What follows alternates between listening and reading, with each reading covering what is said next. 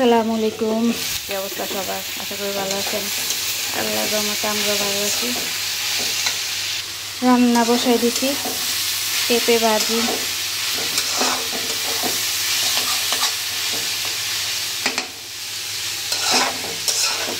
পেঁপে ভাজি, এটার মধ্যে ডিম রান্না করবো আর আলু দিয়া। ডিম রান্না আলু দিয়া হয়ে গেছে, পানি দিয়ে দিই। ডিম ভাজি নাই এখনো, ভাজনি পরে।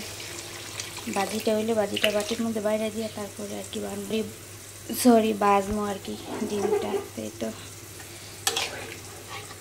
তরকারি রান্না।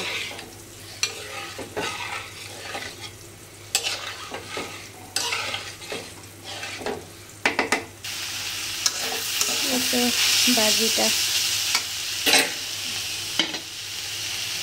এত বৃষ্টি কিন্তু প্রতিদিনই পড়ে, তারপরে কেমন গরমেরই মানে পাকের গড়ে আইলে কী অবস্থা।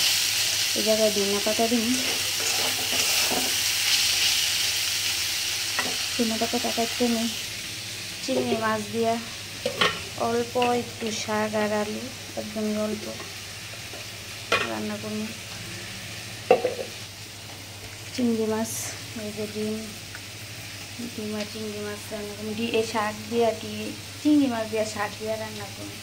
তো গুছাই গেছে, গুছাইয়া গেলে রান্না করতে বেশি সময় লাগে না।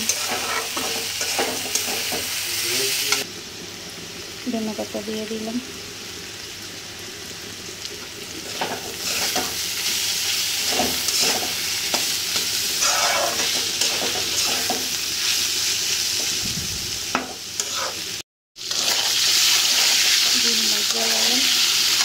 তরকারির মধ্যে তুললে আর কি দিয়ে দিন, বাকিটা তুললে রাখছি।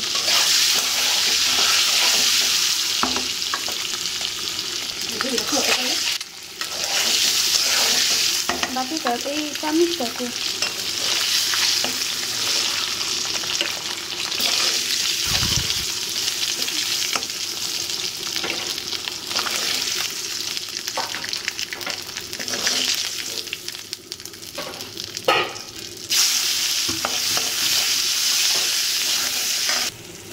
পেস্টটা দিয়ে দিলাই দিবা না, হলদি শাকে পানি দিয়ে দিই, শাকটা সিদ্ধ হয়ে যাবে। পানি দিই, শাকটা সিদ্ধ হয়ে যায়। শাকে একটু পানি দিলাম, শাকটা সিদ্ধ। তরকারিও হয়ে গেছে, তরকারিটা দেখি কি অবস্থা। তরকারি হয়ে গেছে, তরকারির মধ্যে একটু জিরার ফাঁকি দিলে আমি তরকারি শেষ।